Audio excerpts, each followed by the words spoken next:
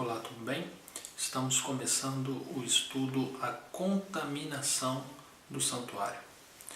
Quando nós lemos na Bíblia a respeito da criação maravilhosa que Deus fez ao criar o ser humano, ao criar a terra, ao preparar esse habitat maravilhoso, nós vemos logo em seguida Deus criando Adão e por consequência a Eva. Deus colocou uma prova no jardim para que Adão e Eva fossem obedientes a Deus, mas eles vieram a desobedecê-lo por influência de um ser. A palavra de Deus menciona de que existe um santuário celestial. E nós podemos notar na Bíblia de que todo esse conflito pelo qual hoje nós passamos teve início no céu. Quero convidar você a abrir a sua Bíblia no livro de Ezequiel, no capítulo 28. Ezequiel, capítulo 28, 14, 15 e 17. Vamos ver qual era a função desse ser, o qual induziu a raça humana ao pecado, qual era a sua função no céu. Ezequiel 28, versículos 14, 15 e 17. Diz assim: Tu eras querubim da guarda ungido, te estabeleci e estavas no monte santo de Deus, andava entre as pedras afoguetadas, perfeito era nos teus caminhos, desde o dia em que foste criado, até que se achou iniquidade em ti. Versículo 17. Elevou-se o teu coração por causa da tua formosura, corrompeste a tua sabedoria por causa do teu resplendor. Por terra te lancei, diante dos reis te pus, para que te contemple. Nós podemos ver aqui em Ezequiel, por intermédio dessa profecia a qual Deus deu a Ezequiel para que profetizasse ao rei de Tiro, de que Satanás, Lúcifer, ele tinha uma posição muito elevada no santuário celestial. Aqui no versículo 14 diz que ele era querubim da guarda ungido, um cargo muito elevado, muito próximo de Deus e de extrema confiança e credibilidade entre os outros anjos. Nós podemos ver também nos versículos 16 e 17 quais foram os motivos que levou Lúcifer a se corromper, a conduzir-se, a produzir o mal, a propagar o mal. Vamos ler 16 e 17, que diz assim: Na multiplicação do teu comércio se encheu o teu interior de violência e pecaste.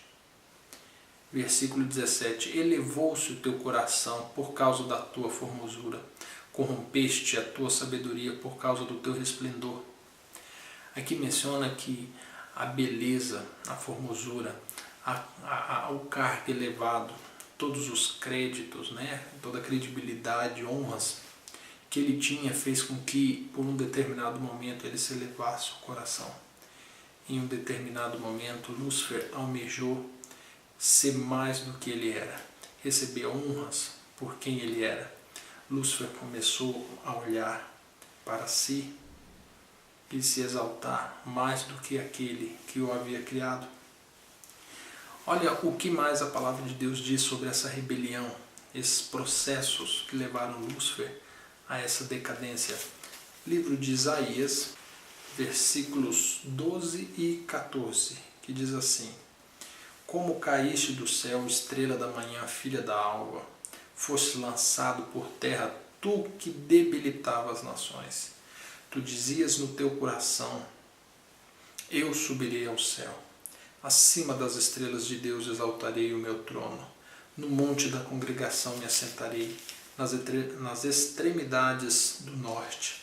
Subirei acima das mais altas nuvens, serei semelhante ao Altíssimo. Lúcifer, devido toda a sua formosura, a tua sabedoria, o cargo elevado o qual ele exercia, assentou em seu coração um sentimento de querer ser semelhante ao Deus Altíssimo. Começou ele a almejar honras, glórias, que somente é devida ao Deus Criador. Lúcifer começou a almejar ser semelhante ao Criador. É interessante nós criarmos um parêntese, porque quando Lúcifer se aproximou de Eva, foi exatamente esse o pensamento o qual ele ofereceu. Nós podemos abrir a Bíblia em Gênesis, só para que você acompanhe, no capítulo 3, e diz assim, a partir do versículo 1: Ora, a serpente era o mais astuto de todos os animais do campo que o Senhor Deus tinha feito. Esta disse à mulher: É assim que Deus disse? Não comereis de toda a árvore do jardim? Respondeu a mulher à serpente: Do fruto da árvore do jardim podemos comer, mas do fruto da árvore que está no meio do jardim, disse Deus: Não comereis dele, nem nele tocareis, para que não morrais. Então a serpente disse à mulher: Certamente não morrereis, porque Deus sabe que no dia em que comerdes deste fruto, os vossos olhos se abrirão e sereis como Deus, conhecendo o bem e o mal.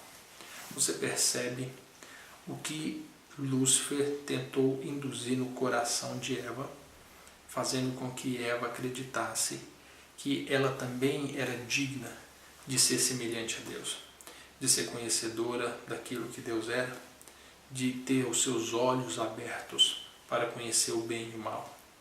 Eva não conhecia o mal. O mal, por um momento, apresentou-se como algo mais maravilhoso do que o bem, fazendo com que Eva pegasse o fruto proibido e se sentisse tentada a comer.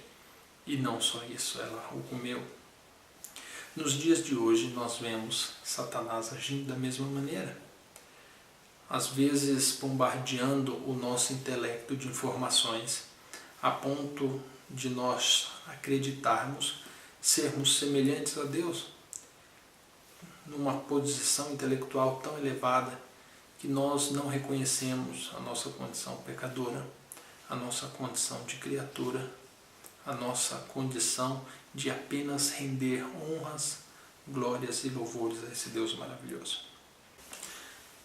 Toda essa ação que Lúcifer realizou, iniciando a sua obra lá no santuário celestial, corrompendo assim o santuário celestial e trazendo até para essa terra, trouxe algumas consequências. Quero convidar você a abrir a sua Bíblia no livro de Romanos, capítulo 3, versículo 10 ao 12. E vamos ver qual é o efeito do pecado na raça humana. Como está escrito, não há um justo, nenhum sequer. Não há ninguém que entenda, não há ninguém que busque a Deus, todos se extraviaram, juntamente se fizeram inúteis. Não há quem faça o bem, não há nenhum só. Quando nós lemos esse texto, podemos compreender que aquilo que Satanás plantou no coração de Eva, que propagou imediatamente a Adão, que foi colher consequências em Caim e Abel, e que por aí em diante foi só piorando a situação. Nós podemos ver que o pecado hoje, ele alcançou uma esfera mundial. Nós podemos ver que toda a raça humana está contaminada do pecado. Logo, todos nós carecemos do perdão de Deus, carecemos da glória maravilhosa de Deus, carecemos de um sacrifício para que nós possamos ser redimidos do pecado. Vamos conferir quais são as consequências visíveis do pecado. Primeiro texto, capítulo 3 de Gênesis, versículo 23. O Senhor Deus, pois, lançou fora do jardim do Éden para lavrar a terra de que fora tomado. Primeira ação foi expulsar Adão e Eva do jardim. Quer ver mais? Livro de Romanos, no capítulo 5, versículo 12. Pelo que, como por um homem entrou o pecado no mundo, e pelo pecado a morte, assim também a morte passou a todos os homens, porque todos pecaram. Como nós lemos em alguns textos anteriores, toda a raça humana foi contaminada pelo pecado. E como Deus havia dito que no dia que comerdes do fruto proibido, a morte se tornaria conhecida, todos os seres humanos, por intermédio de um homem que pecou, hoje todos sofrem a consequência, porque todos nós pecamos em seguida desse homem, de Adão. Talvez você imagine como pode, por causa de um homem, nós sofremos essa consequência. Mas Deus é tão maravilhoso que por intermédio de um homem, toda a raça humana pode ser salva. Amém por isso. Vamos dar sequência no nosso estudo. Vamos agora voltar no livro de Gênesis e conferir qual foi a reação de Deus mediante o pecado da raça humana. Gênesis 3, versículo 9 e 21. Diz assim: Mas chamou o Senhor Deus ao homem e lhe perguntou: Onde estás? Versículo 21. E fez o Senhor Deus vestimenta de peles para Adão e a sua mulher, e os vestiu. Assim que o homem percebeu que estava nu, que se sentiu envergonhado, que se escondeu da presença de Deus, Deus foi atrás do homem. E assim, da mesma maneira com que Deus foi atrás e cobriu a nudez, Deus faz isso hoje também. Deus, ao perceber a presença do pecador, ele vai atrás. E quando Deus alcança o pecador, ele veste com seu manto sagrado, com suas vestes brancas puras, lavadas no sangue do Cordeiro. E é maravilhoso sabermos que temos um Deus assim. Um Deus que antes de nós irmos atrás dele, ele vem atrás de nós. Que Deus seja louvado por isso.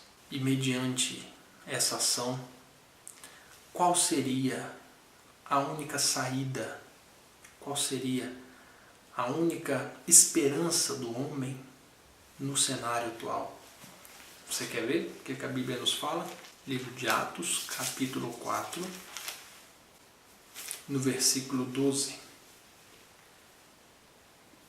Diz assim: Em nenhum outro há salvação, pois também debaixo do céu nenhum outro nome há, dado entre os homens, pelo qual devemos ser salvos. Olha que interessante. Aqui em Atos menciona que não existe outro nome, existe um nome, a qual é concedido-nos a salvação. Mas que nome é esse? Livro de 1 João, capítulo 5, versículo 11 e 12. E o testemunho é este: Deus nos deu a vida eterna, e esta vida está em seu Filho. Versículo 12. Quem tem o Filho tem a vida. Quem não tem o Filho de Deus não tem a vida. E automaticamente não tem nada. É maravilhoso nós termos a certeza de que Lúcifer introduziu o pecado no santuário celestial, trouxe até essa terra, por intermédio de um homem. Todos se contaminaram com o pecado, porém por intermédio de um homem, todos têm a oportunidade da salvação. Vou destacar 3 pontos importantíssimos nesse estudo de hoje e que você possa se orientar por eles para tomar as decisões na sua vida. Primeiro ponto: tenha certeza de que o mal se originou no coração de Lúcifer. se você se considera mal, se você acha que as coisas que você faz são indignas, tenha certeza que isso é fruto de um sentimento que brotou no coração de Lúcifer. Segundo, tenha a certeza de que Deus pode mudar a sua natureza. Ele pode mudar o seu coração. Ele pode mudar a realidade a qual você vive nos dias de hoje. E terceiro, tenha certeza que nos dias de hoje, essa luta que existe entre Lúcifer em querer ser semelhante a Deus e Deus buscando os pecadores, você pode ser vencedor se você confiar no poder, se você confiar no sangue, se você confiar na vida de Cristo Jesus. Que Deus lhe abençoe.